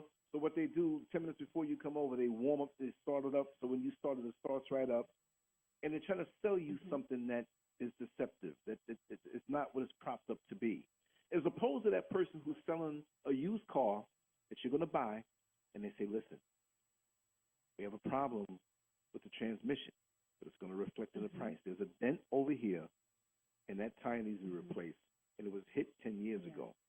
So now I'm going to sell to you for this price. And you say, oh, my God, it's going to be expensive to change out the transmission to this. But they give you a good deal on it. You say, okay, I know a mechanic who can hook this up, whatever, and I'm good. They told you. You meet that man, and he says, well, I have this baby mama or this other wife, or not wife currently, but somebody, whatever it is. You know, I'm not the man I used to be, so don't expect to be swinging from the chandeliers, but I will get you there, okay? You know, these teeth are fake. None of us are perfect, Lance. Exactly. None of us are perfect. I just want somebody to be honest about where they're at. Because you find I hate to see these stories on TV where a woman is finding out 10 years later that her man was on the DL, or she got AIDS from her husband. Yeah, that's not good. You know what I'm saying? So those are the things. Is like, that's crazy to me. Like I say, the only aids a woman wants from her husband is financial aids. Let's make things better in life, and not that money is our God, but let's just spiritual aid. Or we don't want any HIV aids. No, we don't want that. But like I said, and see, some of us trade in our discernment for the love of the superficial and how it looks to other people. We really got to get ourselves in check. We really got to get ourselves in check. And we got to keep ourselves in check even when we are in a marriage or a relationship. We got to continue to keep ourselves in check because we can still get thrown off. Sometimes we are more concerned about what the world sees or what people think as opposed to what we really need. And it shouldn't be that so, because at the end of the day, you go home to yourself. Exactly. So genuinely, like, what the world thinks about you, it doesn't matter. What people have to say about you, as long as you're trying your best to live a good life, a clean, a healthy life, you're striving for something better and you're living righteously, it's like, what more can you do? It doesn't matter how the world perceives you. Let me tell you something. Like, say, for example, Mrs. Scurv. Mm-hmm. A couple months ago, she said, she's just saying it. I just love it when we come home together and that bedroom light on your side of the bed is on. I don't know. I just like that. Well, guess what? Aww. Every time we leave the house, I make sure that light is on because I study her. When you're with somebody, you're supposed to study them. That's your assignment because things will run smoother, especially when you as a man, and it works the flip side. She thinks of things that I like or whatever. And, of course, we know she's the bomb cook. I just learned how to boil water the other day. So I can't bring that into the relationship, right? No, I'm not that bad. but she's a really good cook. And I told you to go to my Instagram page, Lance Scurv on Instagram, and check out some of the dishes. There's other things, too. But so we study each other, and we have to study each other to know what we like, what pleases us, because that's how you reinforce that in your daily lives. It's not the one big thing where there's a guy out there who says, well, you got to get her roses and take her to the best restaurants and so on. So I say to myself, what have you been doing that she don't know? I'm not saying it's always that way, but a lot of men will do these grand things because they're trying to keep things in balance because they knew what they were doing, like Wilson Pickett said, in the midnight hour. That old song. That was my favorite song, too. And I guess that described what my first 2 decades of my life would be about. And that's why I do have these experiences. But that knife thing really changed my life. But the thing is that we got to really study the person that we're with. It's just like going to college. You're the greatest student in high school, but college is a different ball game, baby. You're going to really have to dedicate your life to this. But the happiness derived, the joy derived from knowing you can be yourself and you're loved because of who you are, even with your so-called imperfections and flaws, is the sweetest thing because you know that person loves you for you. That's beautiful. When you put up the facade and that significant other falls in love with the facade, then they're bound to be let down because you didn't tell them from jump what it was. You didn't tell them from jump on that used vehicle where the imperfections were. And if you can live with this, I'll give you a discount deal on my love. See? Because I'm going to tell you the real. There's a lot of pretty looking things out there. There's a lot of muscular looking things out there. There's a lot of people with more on a possession level. But there's nothing like two people who know each other, who have vision together, and who can still respect each other on an individual level to let that person be who they are so they don't have to change themselves. If they want to appeal to you on a certain day and bend, that's on them. Like Shaka Khan said, I'm every woman, it's all in me, back in 1978. One of my favorite songs. I had to buy 3 records of that record and put 2 of them in plastic. Now I can't find them. But what she was trying to get at, I'm in the crazy zone now. But what she was trying to get at is that all you need is in me. And I remember in the old 1970s video, because they were crude, it was a bunch of Shaka Khans that split up, and it was a bunch of them dancing next to each other to say, I'm more than one woman. So when you're a man, a righteous man, and you give your all to that one who is deserving of it, don't come and tell me, I ain't never getting married, marriage ain't for me. Well, yeah, marriage ain't for you from the hoochies you've been running behind because you were a hedonistic fool who looked at the goods and jumped into bed with it and expected to get a wife out of a situation that was just mutual masturbation. Get out of here now. It's the truth. Been there, done that. So I know. Nobody can tell me nothing. So at this stage of my life, I don't want to be on my transition bed. If I have the luxury of a transition bed, please, God, give me that. Let me have my family around me and say my goodbyes and give my final podcast on this level. Right? Let me die with a mic in front of me so I can tell all the secrets. I'm just joking. I want to be around for a lot longer. But, you know, be transparent. Be real.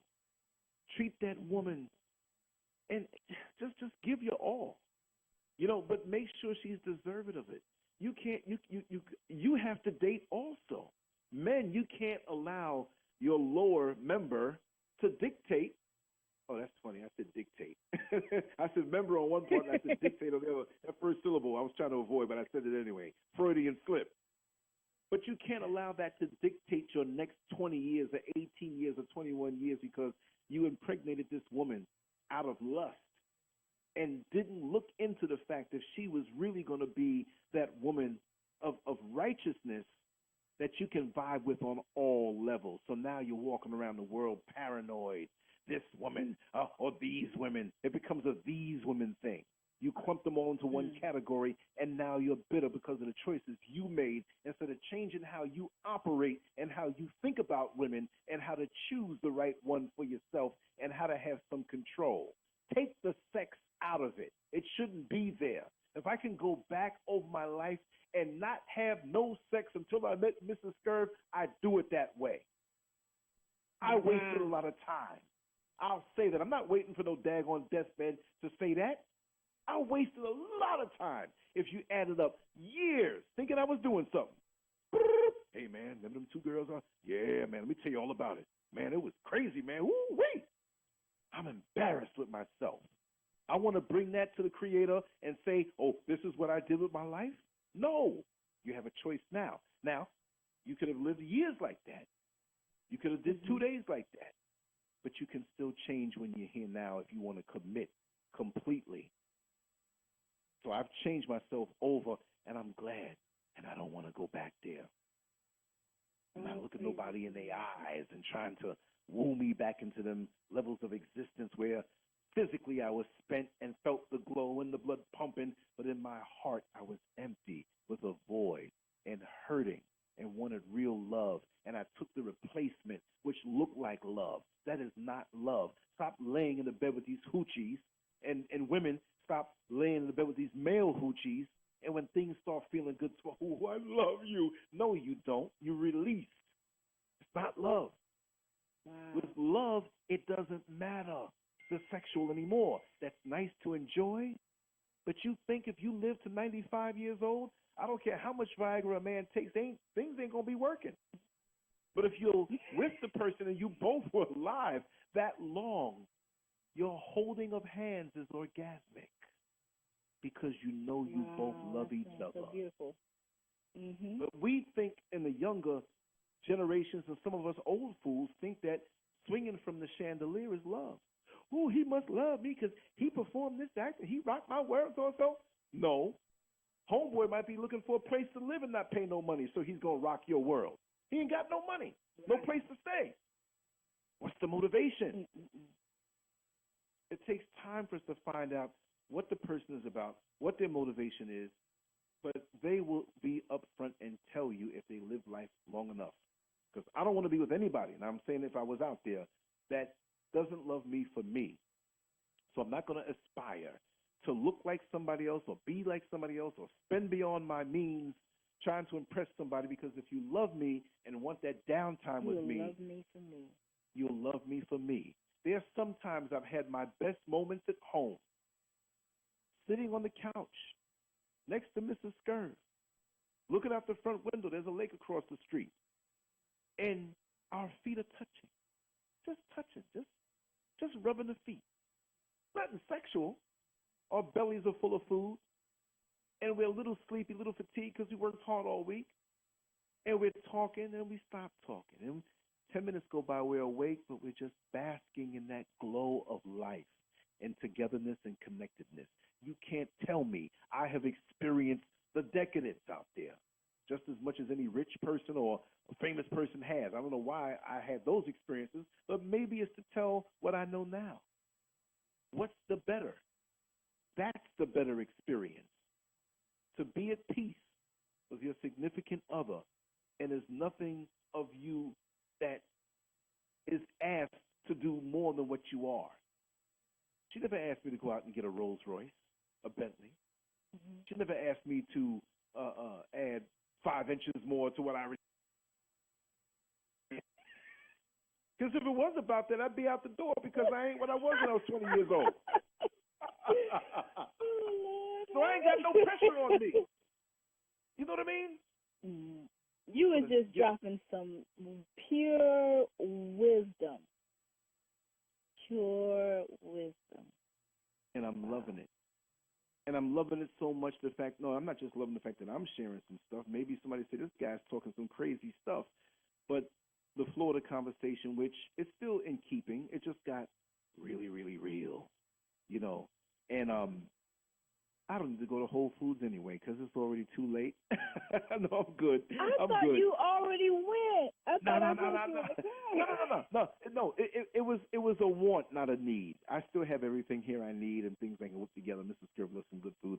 I was just greedy. I was going to go anyway, that. Lance, because yes. I was a little, you know, but I was looking at the clock and I was like, oh my goodness, but I thought I heard you go. I did. I thought and all I was going for was they have these really great mangoes on sale for $1 a piece. I'm like, oh, I love mangoes. Oh God, they had some good mangoes, and I was going. But mangoes are cheaper at. Do y'all have farmers market in your area? Yes, not right around the corner, or whatever, but we do have them in the next county over. There's some wonderful. The other counties that are not as developed as Orlando have some wonderful farmers markets and stuff. And and stuff grows down here anyway. But I will say that going south more into Miami and those areas lower, it's another tropical weather belt. See, like the weather here in Central Florida is not as tropical as in down in Miami and South Florida. It's different. It's more jungle-like, more, you know, just as Jacksonville and up near Georgia, you don't see the palm trees growing as high up, right? But it's Florida.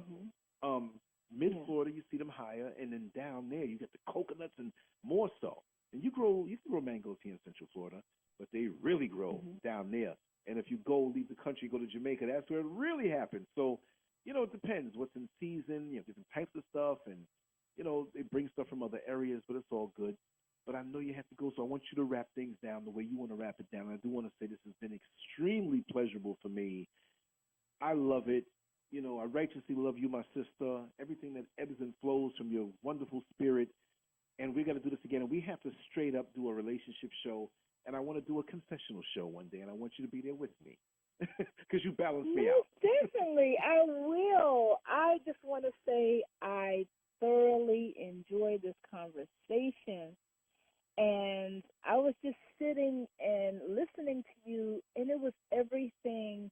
The relationship that you have was the things that I envision in my mind that I'll have one day in my future.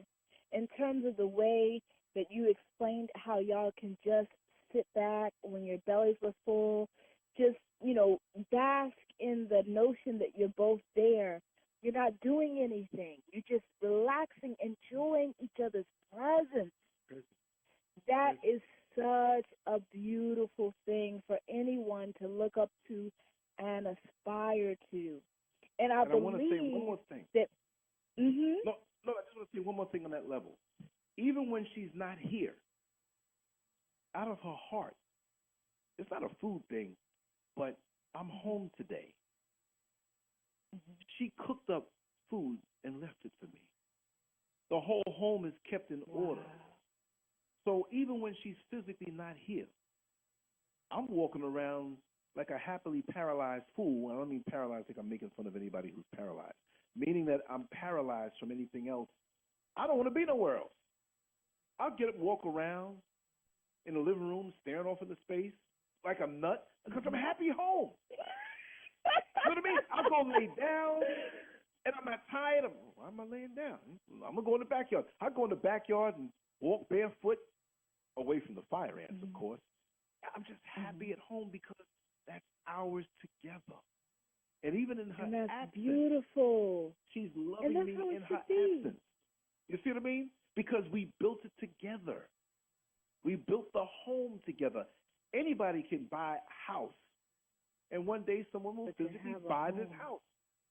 But we take the home with us because we have years together cultivating that commitment and that knowing it's something, and you would never know it, but I'll know it. The way she holds her mouth, the way she holds her head, the way she walks. Sweetheart, what's wrong? Talk to me. And she knows I know, so she's going to talk to me. She'll say, not right now. Give me a few minutes. It's that kind of thing. And I believe that has an effect on your health, on your mental health also. When you're out in the world and going through a rough day and you know you have a mental, physical, and spiritual base to come home to. If you don't have that base, and that's a whole other thing, and we're wrapping it down, it's going to kick me into a different gear. I'll hold all of this stuff for the next time, but wrap it down again, sweetheart. And yes, Hope Rice, we're going to do cooking tutorials. Matter of fact, I'm going to try to squeeze one in on Saturday. Let's just say Saturday, because I know we will both be home, and I'm always eating some great stuff, right? But I want to share that, and I'll do it. I'll probably try to do it live. I'll bring some of the stuff into the kitchen and maybe do something live. And it won't be the professional way where the graphics come up. It'll be you looking through the cam over her shoulder while we talk live, right? Oh, and, that would be beautiful, man. We'll do it that way. And I don't know what it's going to be, but it's going to be something good. And you'll see it from scratch to the end, and you'll physically see it, and you will be here when we do that, okay? So wrap it down. That would be, and I would love for y'all to do a relationship video together. Oh, we touched on some things, but we're gonna do it, and we'll do it when people call in, ask questions, we'll talk. And you know me, I'm not gonna hold back. That would be awesome. When people can call back and call in and ask questions. Yeah, that would be so awesome. And I could imagine the trolls in the chat room, so we're going to have to watch them with their indecent stuff, even though I address everything. I know they're going to come with something. So if you, whenever y'all do it, just let me know, and you can, make me a temporary moderator. You know, I can help out with that. Definitely. Yeah, because, you can make a person a moderator during a live stream. You know, I'd love to do that. Yeah, we'll definitely do that. We want to stroke things on different levels, touch on different things, topics, and all things, because I may have a ratchet guest and speak a little that way. I may have we got to talk talk about life, the real deal in life. Forget this superficial foolishness. Yes, we keep it decent, but we have to be able to address everything and be in denial of nothing. Because people relate to the real. You know, nobody's perfect. We're all trying to strive towards something positive, something good. But I just believe the best way to be is just to be yourself. So, you don't have to I can't pronounce every word right. I'm not an expert at everything, but what I can get right is being authentically Constance. That's what I can get right. That's right. Mhm. Oh, it was such an awesome time speaking tonight, Lance. I really, I always enjoy our conversation. I always enjoy it. Just don't have a nightmare and dream about somebody with a knife over you or something. You know what I mean? Just, have you talking. No, I won't have that nightmare. Yeah. No, I got the angels. I got the angels protecting me. Oh, I know you do. I know you do. They'll take care of that with quickness. But anyway, sweetheart, you have a good night's slumber, rest, meditate, spend that time to yourself, absorb. And I hope everybody enjoyed our back and forth dialogue. I hope I didn't insult anybody with the craziness. But it is what it is, and I have no problem sharing my experiences. And I have to say again that Sister Warrior Constance always brings out the best in me, and she's very precious to me. She's my sister. She's a light. You can't go wrong. I want you to go to her page and follow her, and I want you to say the page off the top of my head. I know you have it exact in your head, but all your contact information online, and follow her. And I'm gonna drop those links inside here. Like I said, it's a full meal. All I can do is push myself back from the table and sit back and just look at the empty plate, happy, knowing that my belly is full of the wisdom that you shared tonight. That's a genuine blessing from the Most High. That's a genuine blessing. I love to hear testimonies like that of real, genuine love. As far as my pages on Instagram, Warrior Constance Speaks, or you can find me under Constance Poetry. On YouTube, I'm Warrior Constance. I have a Facebook like page, Warrior Constance Speaks. So you can find me pretty much under those pages. Also, Warrior Constance on Twitter. It was a beautiful conversation. We had our highs, we had our lows, we had our laughs. We just had real talk, and I just can't say anything else, but I'm just in gratitude, and I'm thankful for these talks, because people need real conversations and to be honest about how they're feeling and where they're genuinely at in this life. So I believe that these conversations push things forward in a positive way. So I am just thankful for this time, and the people that joined, also from my page as well. I'm just so thankful for everyone, and it's been a very blessed night, very good night. Yes, definitely. I'm going to forge on. Maybe I'll do a little show, a little conversation, a little later on, and stretch my feet, because my toes need to spread right about now. They kind of falling asleep. It's like I'm driving a bus. I'm looking for the wheel in front of me, but it's been all good. And anyway, well, have a good one, Lance. Definitely. And I'm just going to say this to everybody. Download the Lance Curve app at the Google Play Store, the Amazon Store, and the App Store. Follow lancecurve.com, the blog. Subscribe to this channel. As always, reach out to me anytime you wish. It's 407-590-0755. Also, I want you to join the Lance Curve discussion forum. I just dropped the link inside. You can register, set up your profile, set up your passcode. If you can't do that or won't do that, just go to scurvmedia@gmail.com.